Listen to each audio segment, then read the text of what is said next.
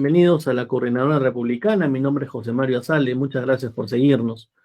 Hoy estoy con un gran amigo, eh, colega, docente universitario, director de la Escuela de Ciencias Políticas de la Universidad Católica Santa María, politólogo, especialista en relaciones internacionales. Estoy con Anthony Medina. Anthony, espero que te encuentres bien. Muy buenos días, José Mario, y un gusto estar con los amigos de la Coordinadora Republicana. Con Anthony hemos tenido anteriormente algunas entrevistas vinculadas a política internacional, relaciones internacionales, y hay muchos temas en el tapete actualmente, pero vamos a tocar uno que seguramente, yo, bueno, estoy seguro, no va a ser, no se le va a dar la cobertura debida, a pesar de que se trata de una persona que ha significado, digamos, que ha sido un elemento fundamental para la construcción del nuevo orden global, y es el señor Gorbachev, que ha fallecido, creo que ayer, entiendo, Anthony, ¿no? Ujú. Ayer, el 30, me parece, ¿no? 30 de agosto, ¿sí? 30 de agosto. Bien. Eh, y muchos se preguntarán por qué la importancia de Gorbachev y por qué merita dedicarle un programa. Anthony, no sé si podrías explicarnos quién es Gorbachev y cuál es la importancia que tiene para la historia y también para lo que estamos viviendo hoy en día. Sí, ciertamente, con la muerte de Gorbachev se va uno de los grandes protagonistas de la historia del siglo XX. Y con él también se va el último, digamos, rezago de la Guerra Fría. Boris Yeltsin ya falleció hace algunos años, que fue pues el primer presidente de la transición luego de la desintegración de la Unión Soviética. Y por supuesto tiene una gran relevancia para este proceso, ¿no? Para lo que nosotros llamamos el fin de la Guerra Fría, que es la confrontación geopolítica entre las dos superpotencias victoriosas de la Segunda Guerra Mundial, ¿no? Que se disputaron la hegemonía mundial desde 1945 hasta 1991, ¿no? Gorbachev viene, digamos, es el primer secretario, bueno, primero y último secretario general del Partido Comunista de la Unión Soviética y líder de la Unión Soviética antes de su desintegración. Y fue el primer jerarca del partido en no provenir, digamos, de los sectores populares que le dieron forma a la revolución, ¿no? Los anteriores líderes venían pues de orígenes populares, no eran obreros, eran campesinos, eran trabajadores, digamos, manuales, ¿no? En este caso, el caso de Gorbachev, pues él era pues lo que definimos como un trabajador intelectual, no era un funcionario público que se formó en el Partido Comunista Soviético y por supuesto pues que tenía una visión modernizadora para hacer ingresar al país al nuevo orden y poder gestionar una transición, ¿no? Lamentablemente, las reformas que intentó Gorbachev fracasaron y generaron pues un conjunto de, digamos, eh, efectos cascada, tanto dentro de la Unión Soviética como en su periferia, que terminaron por desmoronar todo el sistema comunista soviético, ¿no? Que es algo que, por ejemplo, no ocurrió en China por varias razones, ¿no? Entonces, digamos, esa es una primera aproximación que podemos tener a la figura de Gorbachev. Se conoce la figura de Gorbachev y se le asocia dos términos que tal vez nos podrías explicar, que son la perestroika y los glasnost.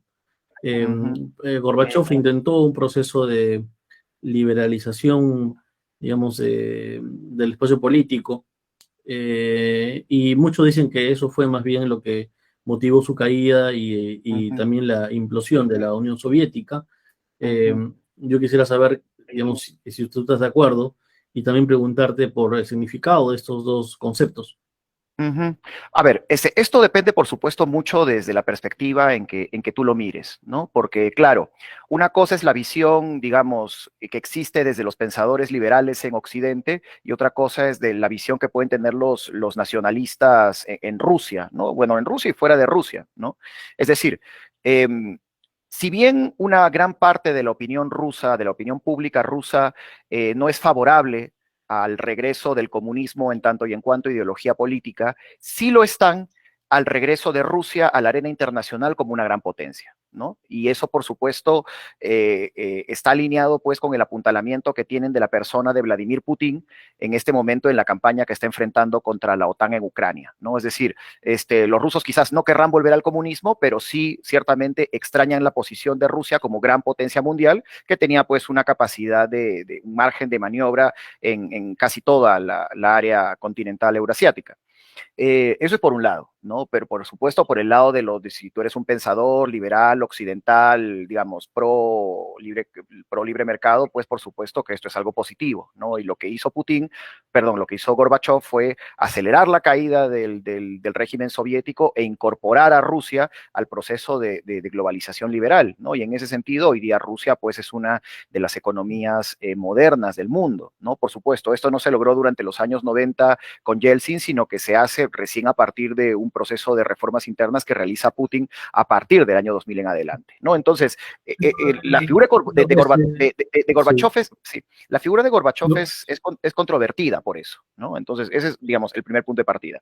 La perestroika y la glasnost significan apertura y transparencia. Es decir, no podemos continuar, digamos, operando en un sistema en donde la represión estatal es masiva, tenemos que dar una cierta libertad a los ciudadanos para que puedan expresarse, tenemos que permitir también que el gobierno sea mucho más transparente al momento de rendir cuentas a la ciudadanía, y eso en principio suena, digamos, suena bien en el papel desde el punto de vista ideológico principista, pero al momento de implementar eso en políticas públicas, resulta que puedes generar efectos contraproducentes para la gobernabilidad del propio sistema, ¿no? Es todo lo contrario a lo que hizo, por ejemplo, Deng Xiaoping, ¿no? Deng Xiaoping liberalizó económicamente, pero políticamente reforzó los mecanismos de control político. Por eso es que cae la Unión Soviética y no cae China.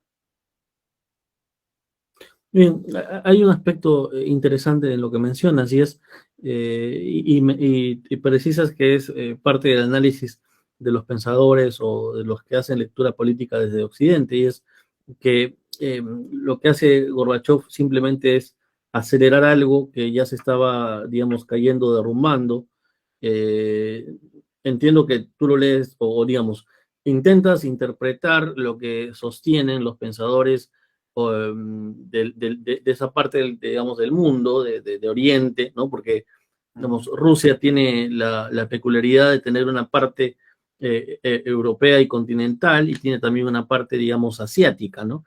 Entiendo que la interpretación que tú le das es, lo que hace Gorbachev es acelerar un proceso, digamos, que ya se venía dando y que era, digamos, dentro de la Guerra Fría, la victoria final de los Estados Unidos y de las democracias liberales de Occidente frente a la Unión Soviética. Es como que le dio, digamos, simplemente un empujón, para hablar en términos criollos, y que esto luego del empujón de Gorbachev, esto, digamos, termina generando una suerte de huaico, para hablar nuevamente en términos criollos, con Boris Yeltsin, hay una figura ahí, creo que circula por internet, hay una foto, que se atrinchera en el Parlamento, ¿no? Es así, esa es la lectura, digamos, que se suele tener a partir de la interpretación desde esta ubicación, digamos, del espectro político a nivel global. Sí, no, mira, ciertamente, claro, Boris Yeltsin, perdón, Gorbachev siempre fue un defensor del sistema soviético y las reformas que intentó Gorbachev tenían como objetivo preservar el sistema soviético. Nunca fue la intención de Gorbachev que se desintegrara la Unión Soviética. Quien impulsó esto fue Yeltsin, ¿no? Lo que ocurre es que luego del intento de golpe de Estado conservador por parte de los sectores antirreformistas en el año 91, Yeltsin le salva el pellejo a Gorbachev y su figura queda plenamente disminuida frente a Yeltsin, ¿no? Y Yeltsin sí entendía que ya había, digamos, se había pasado de un punto de no retorno luego de la caída del muro de Berlín y que la unión como tal bajo el sistema económico comunista pues ya no tenía ningún sentido, ¿no? Entonces es Yeltsin quien impulsa este proceso, no Gorbachev. Gorbachev quiso reformar el sistema para mantenerlo. Eso es otra cosa. Yeltsin reforma el sistema para desintegrarlo, ¿no? Son dos visiones. Pero para mantenerlo a algo más parecido a lo que vienen a ser las democracias liberales europeas, digamos. Quería, digamos, en ese sentido, abrir un poco el espacio político y reconocer ciertos derechos y libertades que en ese momento no estaban conculcados en la Unión Soviética. Me imagino libertad de expresión, libertad de prensa, sobre todo las libertades políticas, ¿no? Ujú. Sí, claro, mira, no te olvides que a finales de los años 80 ya estaba esta visión de Francis Fukuyama sobre el fin de la historia y el último hombre, ¿no? Esta idea de que el triunfo del capitalismo occidental daría pues paso a pues una paz perpetua kantiana entre los estados, ¿no? Bajo este principio que las democracias no van a la guerra y que pues el libre mercado, la economía de mercado y el capitalismo son la garantía para digamos, reducir los conflictos entre los estados a través pues, de la interdependencia económica, que no es algo nuevo, ¿no? Antes de la Primera Guerra Mundial también decían lo mismo y bueno, pues Fukuyama hace ya algunos años también pues bueno, pues él ha hecho una cierta autocrítica a su propia teoría, ¿no? Dijo, bueno, sí, en ese momento pensábamos eso, pero ahora pues con lo que estamos viendo que está ocurriendo ahora, regresa la geopolítica, regresan los grandes conflictos internacionales y pues nos equivocamos en su momento, ¿no? Y alcanzar la paz va a ser algo pues mucho más complicado que va a tomar más tiempo. Yo creo que eh, eh, Gorbachev hizo un mal cálculo, ¿no? Porque Gorbachev pensaba que ofrecer mayores libertades y mayor transparencia en un contexto de crisis económica iba a hacer que los ciudadanos se colocaran detrás de su gobierno para respaldarlo. Y en realidad lo que ocurrió fueron pues las protestas masivas que nosotros ya conocemos, ¿no? Es decir, aparece el sindicato Solidaridad en Polonia, en Rumanía se tumban a Ceausescu, cae el muro de Berlín, entonces la gente dice, esta es la oportunidad que nosotros tenemos para traernos abajo este sistema, ¿no? Por eso hago la comparación con China. A pesar de las reformas que hizo Deng Xiaoping, fueron estrictamente en el campo económico, más no en el campo político, ¿no? Las reformas políticas más bien vienen como consecuencia de la matanza de la plaza de Tiananmen, en la cual se calcula que han muerto 50.000 personas, ¿no? Que fue pues una represión durísima que evidentemente pues la Unión Soviética no estaba en capacidad de realizar. No olvidemos que para este ascenso de China fue plenamente auspiciado por los Estados Unidos para contrapesar económicamente a la Unión Soviética. Es decir, la Unión Soviética realiza reformas para las cuales no estaba preparada económicamente y China realiza reformas que mantienen intacto el sistema político, ¿no? Mantienen, digamos, las reformas se hacen en el campo económico, pero no en el campo político. Y hasta el día de hoy, pues nadie cuestiona la autoridad del Partido Comunista Chino dentro del país, ¿no? Han celebrado su aniversario número 100 y al parecer, pues, la mayor parte de la opinión pública, pues, está contenta, ¿no? Aparentemente. Eso es algo de lo que también hemos conversado en su momento y es, digamos, la idea que tuvo Nixon y Kissinger de crear justamente una China que hiciera contrapeso a la Unión Soviética. Lo que Así es. creo es que no se imaginaban que iba a terminar siendo potencia y un jugador incluso, al parecer, mucho más poderoso que actualmente que Rusia. No, no lo sé, habría que verlo en términos, como tú siempre mencionabas, del complejo industrial, el complejo Militar. militar, etcétera, etcétera. Dos preguntas para terminar, Anthony. Muchas gracias por brindarnos esta entrevista. La primera es, cuando Gorbachev asume el mando en la Unión Soviética, ya la Unión Soviética había perdido la Guerra Fría. O sea, ¿tú consideras que ya, digamos, había una clara superioridad de Estados Unidos y del modelo capitalista sobre la Unión Soviética? Sí, en realidad, a mi juicio, este proceso, digamos, se pierde ya en los años 50, ¿no? Es decir,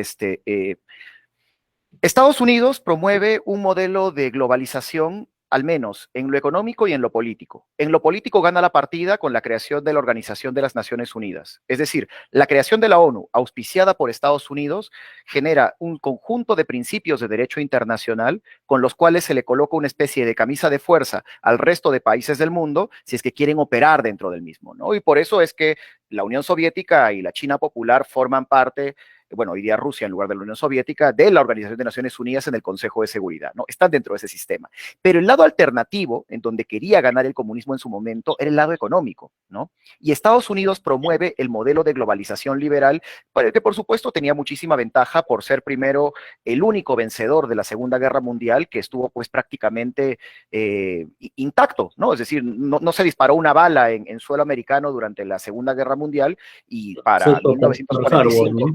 claro, bueno, claro, que estaba pues mucho más cerca de Japón y de China que de Estados Unidos, ¿no? Entonces, para 1945, Estados Unidos representaba el 25% del PBI mundial, mientras que la Unión Soviética estaba en una grave crisis económica, con 50 millones de muertos, con buena parte de los pasivos de la Segunda Guerra Mundial, pero aún así, era una superpotencia militar, ¿no? Entonces, en el campo militar había una ventaja. En el campo económico se intentó, ¿no? Se intentó realizar una especie de globalización comunista, globalización alternativa con la Comecon, y se intentó pues hacer alianzas económicas con los países de Europa del Este, con China, con Cuba, ¿no?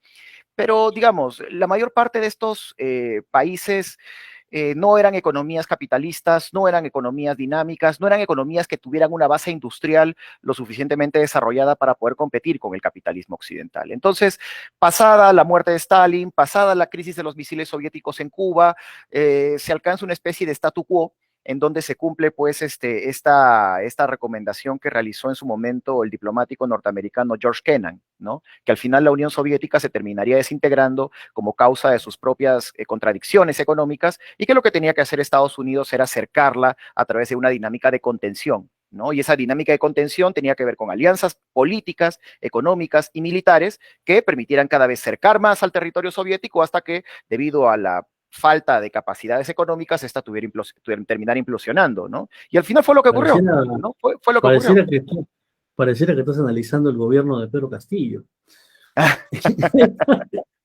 Esta última parte. La última pregunta, Anthony, nuevamente muchas gracias por concedernos la entrevista. La Unión Soviética desmoronándose de Gorbachev y Boris Yeltsin, ¿no? Y la Rusia de Vladimir Putin. Yo sé que hablar de la transición es un tema muy extenso. Espero más adelante podamos dedicarle un programa para entender un poco la realidad de Rusia. Pero, digamos, podemos hacer un paralelismo, podemos hacer una comparación breve entre uno y otro. Sí, ciertamente, a ver, cuando cae la Unión Soviética, digamos, Rusia pierde control sobre al menos 14 estados más, ¿no? Los países bálticos, Ucrania, Bielorrusia, Asia Central, Cáucaso Norte, ¿no? Zonas en las cuales tenía un control económico sobre una vasta cantidad de recursos naturales y un conjunto también de salidas portuarias, terrestres, aéreas, que le permitían a Moscú poder extraer recursos, ¿no? Con la desintegración de la Unión Soviética ellos pierden todo eso, ¿no? Y el PBI ruso, al caer la Unión Soviética, es el mismo PBI pues de Portugal, ¿no? Se convierten en una potencia de segundo orden, ¿no? Entonces lo único que tenían era pues armas nucleares, ¿no? Que incluso también se generó toda una controversia sobre, por ejemplo, qué ocurriría con las armas nucleares que estaban en territorio ucraniano, ¿no? Si le pertenecían a Ucrania o le pertenecían a Rusia. Hubo todo un tema ahí de por medio, ¿no? Mantuvieron el tema nuclear para sus negociaciones bilaterales con los Estados También Unidos. un tráfico, y también se desarrolló, entiendo, un tráfico, digamos, internacional de armas. Claro, Digamos.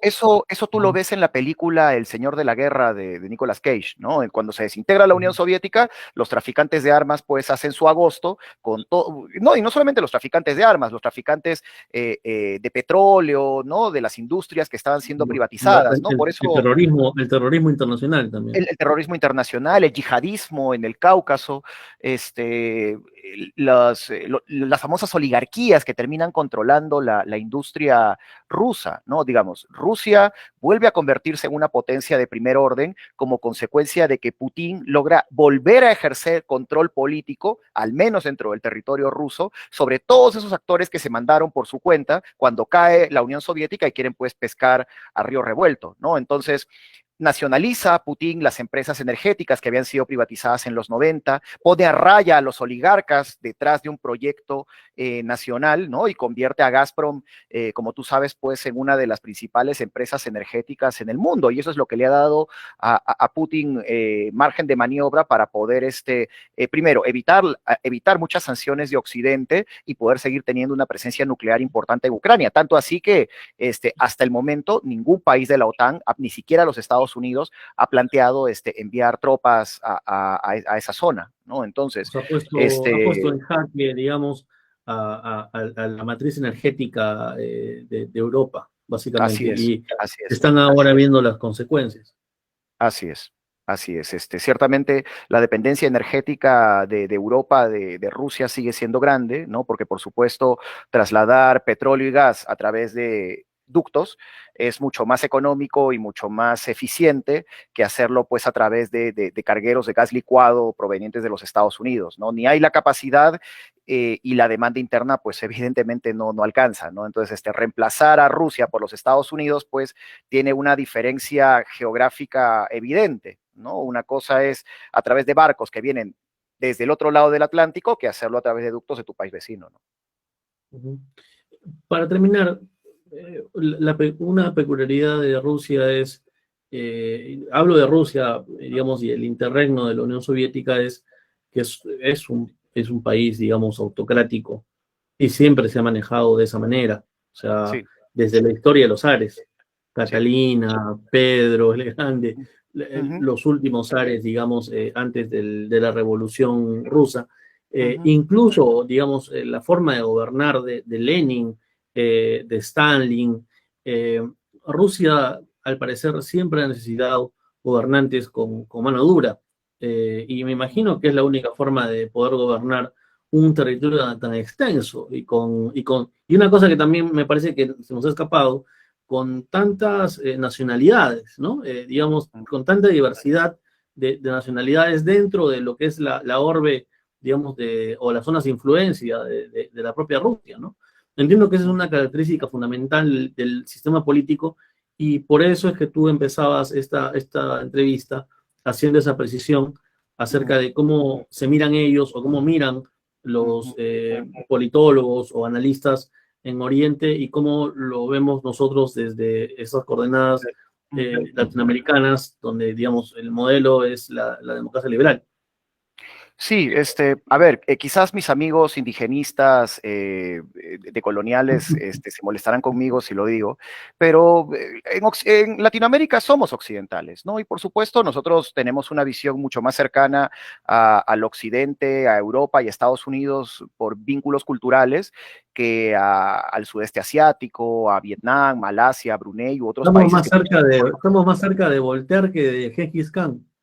Exactamente, ¿no? Y ciertamente la matriz, digamos, ideológica, cultural que nosotros hemos recibido, se generó en un territorio que representa el 2% de la superficie terrestre. El 2% de la superficie terrestre. Europa Occidental es un continente sumamente pequeño, pero que ha tenido pues la virtud de unificar el planeta en torno pues a una globalización basada primero en el colonialismo y luego en el actual proceso de globalización liberal impulsado por los Estados Unidos desde 1945. En el caso de Rusia y China, ya es otra cosa, ¿no? Es otra cultura, es otra forma de cómo organizarse. La democracia como concepto es algo muy nuevo, ¿no? Digamos, la idea de democracia liberal, digamos, es algo pues de inicios del siglo XX, ¿no? Lo que hemos tenido antes de eso ha sido pues imperios, otras formas políticas, ¿no? Entonces, por supuesto, hay una cuestión en disputa, ¿no? Digamos, hay un modelo que hasta este momento, digamos, es, digamos, ideológicamente más cercano al nuestro, que es la democracia liberal con libre mercado, pero ciertamente pues hay otras formas políticas que nosotros desconocemos, ¿no? Y que, por supuesto, no son cercanas culturalmente a nosotros, pero visto desde el punto de vista de la diplomacia, pues tenemos que lidiar con ello, ¿no? Porque al final nosotros los internacionalistas estudiamos estas cosas para poder, en última instancia, no solamente comprender el mundo, sino también poder generar insumos de política pública para nuestros propios gobiernos, ¿no? Y al final, pues el Perú tiene que conversar con Estados Unidos, como tiene que conversar con Rusia, con China, con Arabia Saudita, entender sus diferencias culturales, entender sus diferencias políticas y sobre todo saber en qué tipo de pleitos podemos meternos y en cuáles no, ¿no? Ese es el principio del realismo político también. Y para terminar, también el componente religioso, ¿no? O sea, la presencia de la Iglesia ortodoxa en Rusia es importante. Es un pueblo, digamos, creyente, ¿no? Y que incluso el laicismo o el secularismo que trató de imponer la Unión Soviética no llegó a radicar a la Iglesia ortodoxa del todo. Y ahora hay como una suerte de revival de la iglesia y de la fe, digamos, de los rusos ortodoxos. Bien, Anthony, te agradezco muchísimo por la entrevista y espero que podamos seguir conversando de otros temas tan importantes para la agenda política internacional. Muchas gracias. Por supuesto que sí, José Mario, siempre un gusto conversar contigo y estar en tu programa. Hasta la próxima. Gracias.